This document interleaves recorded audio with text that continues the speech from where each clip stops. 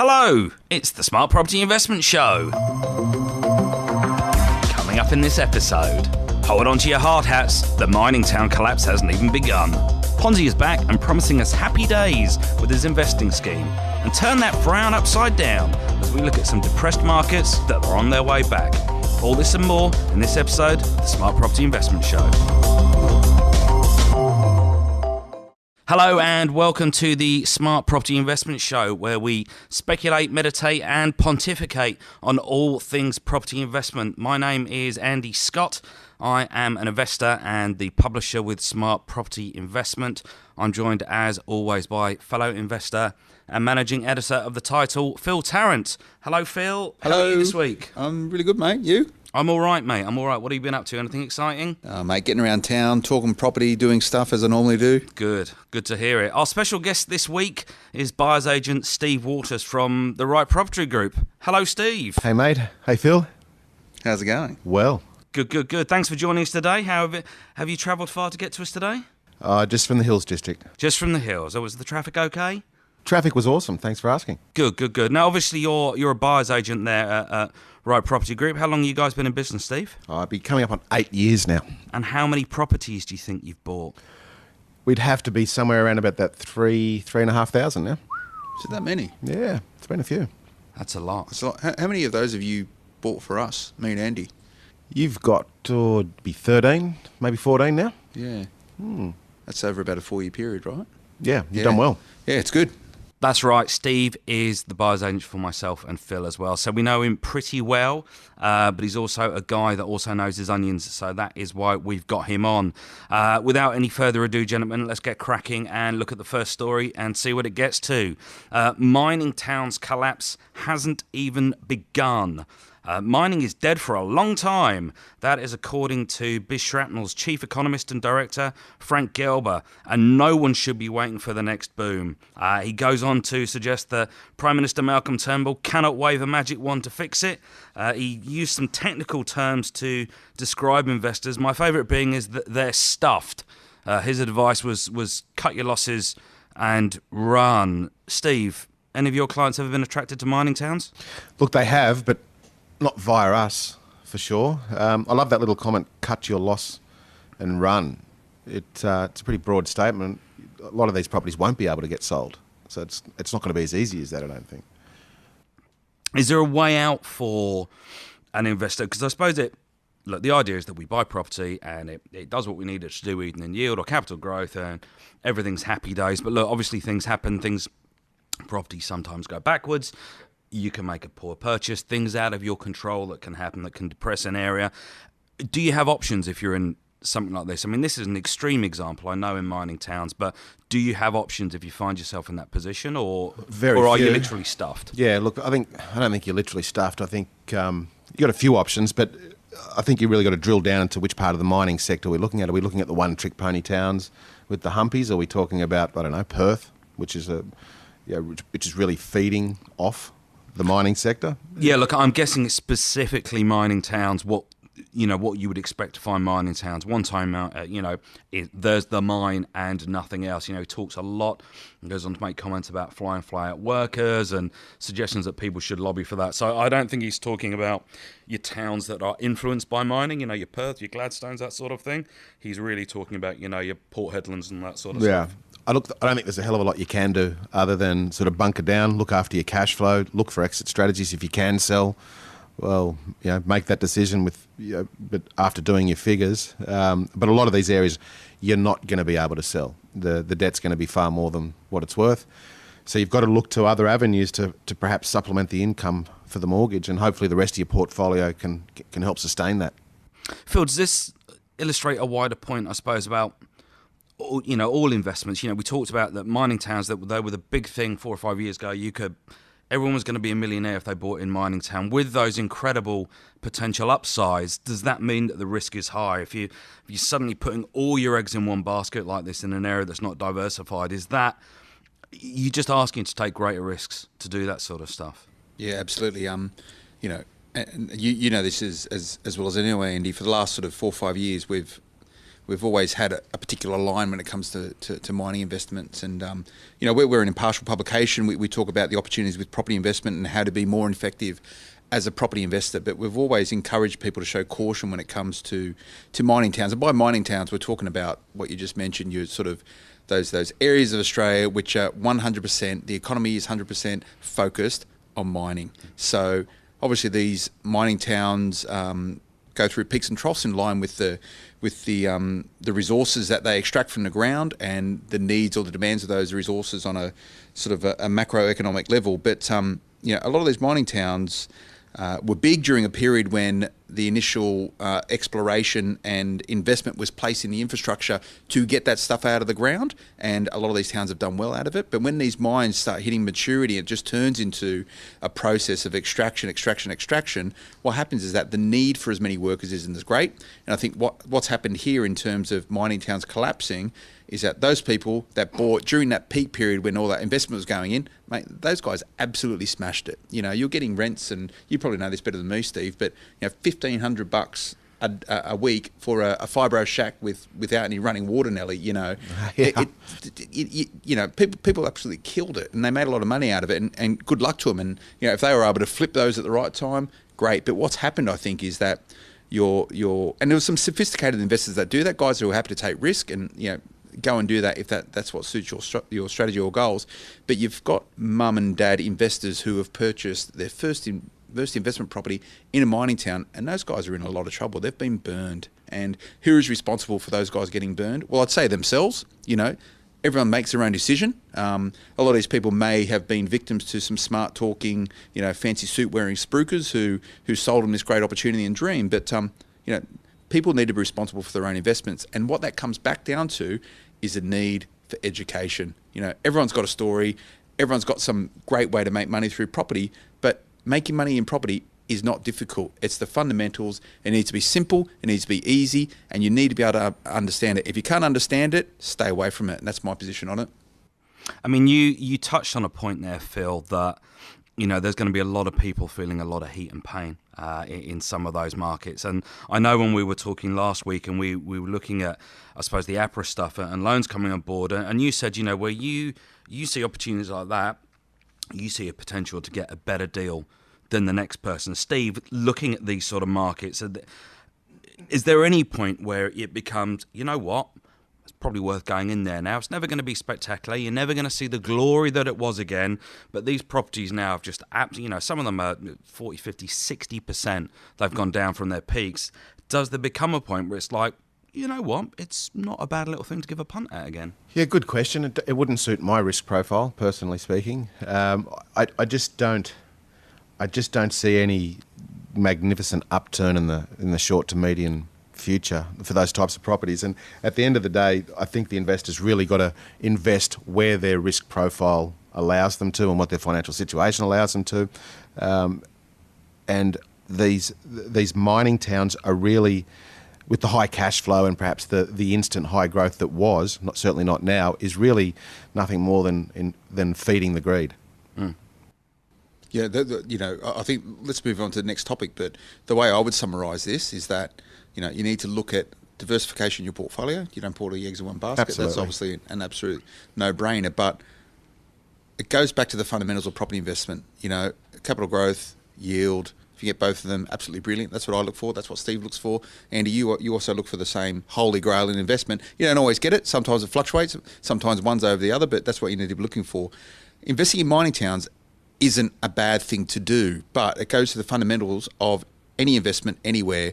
What are the drivers that are going to influence prices going up in value? Now, there's some great mining towns that have a multitude of different economic forces which encourage employment, encourage business growth, encourage wage growth. The Hunter Valley, for example, it's gone through some periods of Muswellbrook Way and around that way where I know you bought some property, Steve. Yep. That was really hot.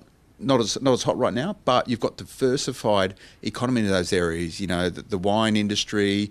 You've got Newcastle sort of close by. You've got multiple reasons that are going to attract people to the area, which is going to encourage economic growth, and it makes a good investment decision. I think what people are really got to remember is that just like any other sector, mining has a cycle, and if you can pick the cycle, you'll do well. But if you're buying somewhere in the top quarter of a cycle, you're not going to do well at all. So once again, I think coming back to education, which you mentioned earlier on, that's the key. Well, gentlemen, it's interesting for you to say that, but it doesn't matter anyway because we're all stuffed. We're all part of a giant Ponzi scheme. I don't know who's at the top, but it's generally the person that got in first, and that means that's not us. As always, not my opinion. I'm just being sensationalist for the sake of it. This has come from a recent book report, Parental Guidance Not Recommended. This is from LF Economics. These are the guys who put a submission up into the parliamentary inquiry in home ownership in June and predicted that there would be a bloodbath in the housing market. A near certainty is what they said this will be because of falls of housing prices and stuff like this. They went on to say that Australia is in the largest housing bubble on record. Phil, is he right? Are we asleep at the wheel here? Are we about to drive off catastrophe cliff and all burn in a financial doom, or what? Mate, I don't know how many times I've heard over the last few years this property bubble analogy, and you've got some very, very smart people in places outside of Australia who are economic geniuses. They know how to crunch data. They can look at global trends, and rightfully perhaps, if you look at the Australian property market, in particular the capital cities, in sort of comparison to some of the other markets in the world. Is our property overpriced comparatively? Maybe, yes. You need to look at the indicators or the drivers or the metrics used to determine whether or not a market is overpriced. And I know these guys here have based it off, the comparative difference between what someone earns and what the value of property is, and there's a metric there that they filter it with. I keep hearing about this property bubble. They've been talking about it for ages. You have certain people come in every now and then and dramatise and push it out, but I just get annoyed by these type of things. I hear about it all the time, and it's great for the media. It gives us plenty of stuff to write about, and doom and gloom and blood on the streets and all these type of things gets people to pick up magazines or gets people to click on our stories on websites. But what I think needs to happen, and where the dialogue needs to happen, or where the debate needs to happen, is that, and this story is about parents getting themselves, parents who are about to hit retirement age or in retirement age, are helping their kids into the property market, and therefore they're at risk of, when property goes bust, that they're going to lose their family home, their retirement, all this sort of stuff. And it's a big, complicated issue, and it's obviously important to the government to make sure Australians are healthy in their retirement. But there's no solution to this in this particular article or the commentary or rhetoric around it. It's about poor parents are going to get stuffed. The question or the issue is around people who are buying their first home, whether it's for owner-occupy or investment. Now, it comes back to every single young 20-something, early 30-something person I know or couple I know all want to live within 5 kilometres of CBD next to restaurants. They want to have a fancy car that they drive around. They need the biggest flat screen TV. They need all the great and wonderful things. The reality of the situation is that not everyone can live within 5-10 kilometres of CBD. I think first homeowners need to be realistic in their expectations. They need to understand that properties that are close to the city centre or close to where the cool stuff is expensive. Now, maybe you just don't have to live there. Maybe you can live further out of town where it's a bit cheaper, where you can get yourself onto the property ladder, where you can make a smart investment and hope that, and based on strategy, that it goes up in value. So then you can trade up to the next property, trade up to the next property, trade up to the next property. So I think that's a bigger issue. It's about expectations for people buying property.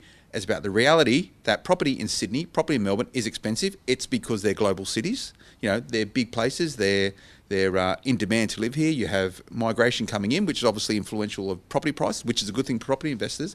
But set the agenda around educating people to be happy with property, which isn't fancy, maybe not a new build, maybe a little bit further out of town. You might have to commute a little bit longer to go to work, but get on the ladder and do it smartly. And that's where I sit on it. So I just get frustrated with this stuff. I can tell you again. You can get your grumpy man face. Oh, I yeah. can see that. Yeah. Wow. I can see that. Steve, what about yourself? I mean, it's something that you're very used to hearing, I think, from people who aren't involved in anything. So, from when the outside looking in, it's really easy to go, oh, it's a Ponzi scheme. Oh, it's going to go wrong. Oh, it's this. Oh, it's that. When we used to, when we run stories about, to look at the previous story, when we run stories about mining towns having trouble, people absolutely love it because there's a group of people who want to sit there and vicariously go, good.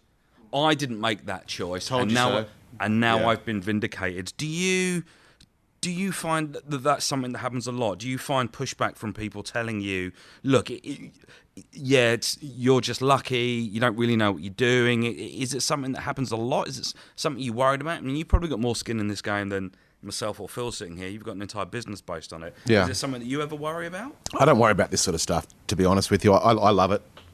To call something a Ponzi scheme, that's way over the top. But I suppose it'll sell magazines. It'll get people reading and listening to what they need to hear to. And It did.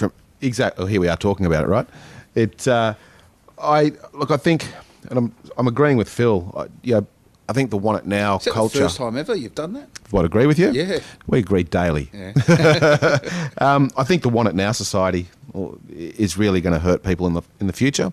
So I kind of agree with a little bit of what they're saying. I'm not a fan of people sort of going guarantor for their kids. I think that's a dangerous path, generally speaking. But there's always an opportunity anywhere, and are some parts of the market perhaps a little overheated? Absolutely. Do I think there's growth left in other corridors? Absolutely. If you're a parent and you've built property over the last 5, 10, 15 years, whatever, you've got children who are at the age where they want to get their own place, and you've got a portfolio, does that, because you said you're not really into like parents lending their kids money for deposits, but if I've suddenly got this 15, 20 property portfolio and I've got equity, is that still your position? Like, no, let the kids do it on their own, or is it something that you would go, no. well, in that instance, it's different? Yeah, I suppose I'm more really talking about the going guarantor for somebody. I think that's a dangerous path. I'm not saying that all kids are bad and that most are good, but if I had a portfolio of 15, 20, 1, 2, 4 properties that had plenty of equity in it, well, then I'd probably be suggesting to go down the path of extracting some of that equity and giving it to the kids, as opposed to guarantoring from them, and they can live and die by their own sword from there. I mean, that's easier said than done. I've got 4 kids, and everything I do is for them. And if they hit me up for a loan, I'd probably go guarantor for them. Let's talk some numbers here. Let's put living in your own, so buying a house to live in and raising a family and stuff. Let's put that aside. Let's talk about young people wanting to invest in property. Yep. Now, if I wanted to buy an off-the-plan apartment in Bondi Beach, I'm up for over $1 million, right, for a little studio, even without a car space. Now, but say I'm intent on investing in property, and I love property, and it's all I wanted to do since a kid. And I'm a 23, 24-year-old making $50,000 a year, right? There is opportunities in this markets, good markets in Australia that show all the indicators for successful property investment, where I can get into those markets for about $40,000 all up, all costs, right? So let's just talk about that for a second. So just say if I sort of Woodridge Way or Logan Way up in Brizzy, right? Yeah. I've picked up stuff there for $149,000, right? Yeah. Little 2-bedroom, what do you call them, townhouses. So you're in borrowing 90%, you got some legals, you got your stamp duty, you got your other stuff, you're in for 30, 40K, right? That's not a bridge too far for a lot of people. Yes, you need to save up that deposit. Yes, it's going to take time if you're earning 50, 60 grand a year, but you see within your client base, young, hungry, smart investors who are happy to live at home with mum and dad and eat your mum's home cooking and not hopefully pay any rent and invest in property instead. So these opportunities are available. It's just a mindset shift, isn't it? Absolutely. Like, I can think of straight off the top of my head, half a dozen clients that are actually straight into that category. They still live at home. They work hard.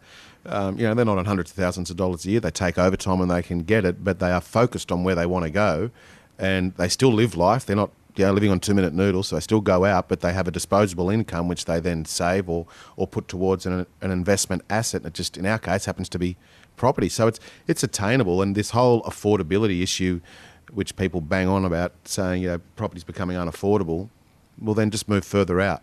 You don't need the $500,000 property. Go 3 suburbs further out. It's only unaffordable if you make it that way and you convince yourself to buy it. No one's holding a gun to your head to do it. So we just sound like miserable old guys these days about the sense of entitlement of young people today. It wasn't like that in our time, was it? We're not that old, really. You're sounding like it. I know, Tell you right? that. I've never heard two more grumpy old men in all my time. Steve left his Zimmer frame out the front, so, you know. I blame myself for the agenda. I start with mining towns. We've gone to Ponzi. The pair of you sitting there with frowns and misery. But don't worry, Absolutely. gentlemen. I have something to warm the cockles of your heart. Bring it you on. know Here we I go. love hotspots. You know I love areas Andy turning up. Hotspot Scott. There are two markets. Captain Hotspot. They've been depressed. They're going to turn around in 2016. Pick. Steve, where? Where am I thinking? To market, where are you thinking? I think you're probably thinking Perth. And I don't know, let's just throw a curveball in there. Hobart. Phil? Well, you know, as a property investor, I should really choose the spot where I just got my most recent property to try and bang up some interest in it. But Oh, by the way, the suburbs I mentioned doesn't mean I think they're good. I'm just thinking what you're thinking, right? I'm hearing a lot these days. Yeah, Queensland's the flavour of the month, but or flavour of the year, and it's a lot of good reasons for that. But I reckon it'll be up there somewhere. Somewhere there's a new crazy idea about something being great. That was brave of you, Phil. You picked an entire state I know. and said somewhere around there. Mate, I'm a vague man. Incisive. I Grumpy and like vague. it. No, there is a new wave of predictions coming through. Steve, you were closest on the money. Perth is included on that list. The other one is the Gold Coast. Phil, there is no way I'm giving that to you because you said Queensland, so unlucky, mate. This news has come. This is triggered by release of new apartment sales figures for the September quarter by consulting firm Urbis, which love that name. Look, it's not a huge volume, but it said, look, it's experienced a 150% increase on sales from the same year-on-year last year. Gold Coast apartments have already broken, and we're almost at the tail end of 2015, but these figures will go back a few months that we already have broken the sales records for apartments that were sold in 2014. Which is all good. We go looking across to Perth, where we're looking at opportunities with apartments as well. Part of the issue there is, of course, people talking about the yields that you can get because of the way that prices have flattened out over here. So we had Craig Abbott, the general manager at WA, of Rain and Horn in WA, talking about East Perth, saying yields can be above 6.5%. Says you're not going to find that over on the eastern seaboard. We've got Peter Vetton, who's a principal at Rain and Horn in Mandurah. He's saying he's already getting calls from interstate investors that have been priced out of the Sydney market. Steve, you said Perth. Yeah. Have you been phoning up Peter and trying to buy property from him? I left a few messages. No, I haven't. Look, I think there's no better way to drum up business than sort of tell people how it's going to be, I suppose.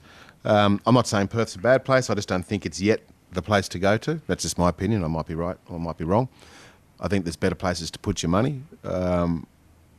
Ultimately, there's still too much negative consumer confidence that's there, and that is a governing factor of any market. Resources are obviously tanking. But look, there's an opportunity in any market. It's just not something that I would go to first off. Yeah, okay. Phil, a lot of the comments in that report were all based around unit sales and stuff. Are you a unit man? I've got a lot in my portfolio, if that's what you're asking me. I think I might be. Yeah. Yeah, absolutely. But, I'm not hung up on units or houses. For me, it just comes down to the quality of the investment, why I'm investing in there, what sort of yield it's going to provide me, what's the long-term strategy in holding that property. I look at my portfolio and I reckon I'm probably 60-40 units over houses. So Really? Yeah, I think so. Maybe it's 50-50. It's changing a little bit. I've got a couple of townhouses in there. I don't know how you classify them, but units, a lot of people, traditionally, a lot of people have thought, well, houses are better because they're on land and land is scarce and all this type of stuff. There's been They're not making any more of it. They're not. That's the believe it or line. not. It's shrinking, actually. I hear that sea levels are rising, so They're making less of they're it. making less.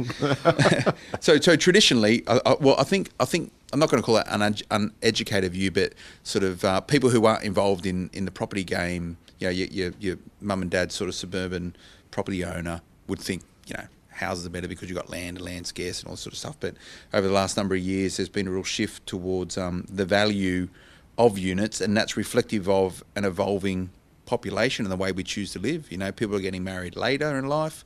People are staying single forever. You've got the top of migrants coming into our capital cities these days are from locations and countries with very high density of living, and they're happy to live in units.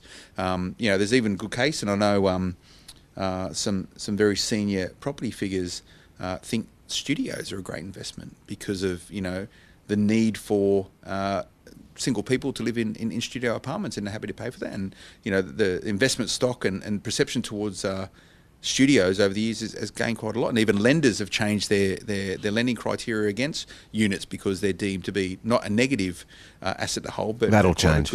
A good investment to hold. Yeah. I similar trains of thought. I think people are going for units, more so investors, this time around, because cash flow is king. They're still feeling the GFC and beforehand, where everything was equity based and not really taking care of cash flow. And the units generally do, or townhouses, villas, usually do give a better yield. Yes, there's some higher costs to operate with them if you buy the wrong complexes and so on. But it's a balancing act. I used to be the same. I used to think house and land, and I used to walk past units in Mount Druitt that we purchased for you at 170,000. I used to walk past those very same units at 65,000, and it's everything goes up comparatively speaking. And the Gold Coast, though, on the other hand, that's an interesting one. It's just history repeating itself. The Gold Coast, for sure. Do I think there's some opportunity in there? Yeah. It wouldn't be something that I'd hang my whole portfolio on. I'd get in, sneak around the edges, take one or two, and then probably get out, because it will. When I say get out, I mean stop buying. It's going to be an oversupply situation again, whether it's next year, 3 years, whatever it may be, but it'll just repeat itself again. And those figures are skewed slightly with the 150% increase on sales. That's construction coming to completion and settling and so on and so forth. It's a riskier area, and I think the people that buy in there need to know that. It's not your bread and butter area, and it's not something that I don't think that you could rely upon stability in terms of cash flow and growth. Well, it's hard to have a point of difference with a unit as well, particularly up. I was up in the Gold Coast last weekend, and you've got so much construction going in the market. So you might buy a new apartment and you get a good yield on it for a little while, and then 2, 3, 4 years later, it's an old apartment. So people want to live in a new apartment. And they've got so much choice. And there's a lot of choice. Yeah, and the other thing about the Gold Coast is there's such this transient population. So, we've bought a few there, but not in the Gold Coast, but just on the peripherals, I suppose, where the stable population, so the people that live there and have lived there for 20, 30 years and will continue to, rather than the people that sort of come in there for maybe 6 months, 8 months, 1 year, whatever it is, and then move on. With the higher cost to operate, such as the elevators and the swimming pools and the spas and the restaurants and all that sort of lovely stuff, which the Gold Coast offers. It's big strata. Huge. In fact, we've got one client as a negative story. We didn't buy it for them, but they bought one unencumbered, like $100,000 unit up there with a very high body corpse. $100,000, no loan, so unencumbered, and it was still negative cash flow after 12 months. Really? Wow. That's just madness. Crazy. Yeah, good investment. Great. But you must see, you deal with a lot of property investors. You have a different relationship to them than what me and Andy have as media guys. But what's the perception that that coming through? And obviously, you get some clients which are a bit more sophisticated, some which are new to property investment. Do you sort of new guys come to the table, think, I need a house, or they're quite open to the idea of unit as an investment? I think it's probably about 80% of people don't really mind. 20% that need to be educated, and it's just based purely around the figures. It's really the whole decision on whether it's a house or a unit to begin with is more emotionally based on what you've been told from years and years and years and years. And I'm not saying you should have one or the other. It's just as you build your portfolio, it needs to be balanced, and there's some really good reasons for that. Cash flow, land tax, maintenance. You think about it, units are always on the best infrastructure, as opposed to the houses which are out in the burbs. So how do you work out, sorry Andy, I know you want to move on, but how do you work out whether or not a unit represents a good investment or not? I know it's a very broad question, but what's your sort of radar say? What's those instincts that you've developed over time buying all these properties that you've bought, where you can sniff out a really good unit deal quickly? numbers at the end of the day, and it's not just what it produces in terms of cash flow, but what it costs in terms of its outgoing. So once again, your body corporates or your strata fees, how healthy are the strata funds in terms of the admin and the sinking fund, what's the maintenance look like it's going to be, and to be honest with you, I like the older blocks because they were better built, and they seem to stand the test of time, and they're really on the better infrastructure again, opposite the shopping centres, near the stations and what have you. It's just got to have a really clean cost to operate now and potentially. Good takeaway. They say you never forget your first time. Ironically, I can't remember the first time I used that cliche. A question I do always hear a lot, and Phil, you'll hear it as well, is people will ask us a lot, how do I get started? What do I need to do? What should my first property be? Steve, obviously you bought over 3,000 properties. Tell us about the first one you bought and what you learned from it. Yeah, just to clarify, that wasn't 3,000 for myself. Yeah. No. By the way, the first one I ever bought, I really didn't buy. My then girlfriend, now wife, did. So she's really the brains of the whole. Where was it? Scenario. It was on Carlisle Avenue, Hebersham, and I hadn't invested before. My wife had already, I think she had 3 or 4. My then girlfriend, and she said, this investing's a really good thing. You need to look at the figures and so on and so forth. So I did. I thought the figures were awesome. And being pretty brave, I said, you go out and find me one just off the cusp. And she rang me up the next day and she said, I found you one. And I died 1,000 deaths. And everything that could go wrong did go wrong. My finance was approved. Then it wasn't approved. So I had to chip in more money. Then I took possession of the property. I started to paint it. And then someone broke in and poured the paint everywhere. Then when I finished it, I thought, this is my property, Steve Waters. It's got to be worth more, for rent than anyone else's in the suburbs. So I asked for too much rent, and I tried to find the tenant myself, so privately managing it, so I was too tight to pay anybody. So it sat there for about 2 months, I think it was.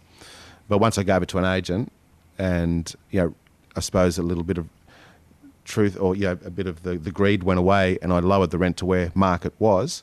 It was rented within a week. Those tenants stayed for, I think, about 8 years.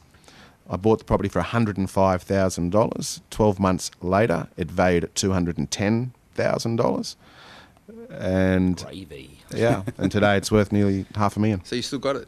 Yeah, nearly $500,000. But I can't take any credit for it, to be honest with you. It was all my wife. It was, I was the scared person. So I can see everybody I sit in front of now who procrastinates and who's terrified. I actually relate to that because to this day I'm still probably the biggest procrastinator. What do you say to those people though when you've got a client, based on your experience, sitting in front of you who can't make a decision? They're scared to make a decision.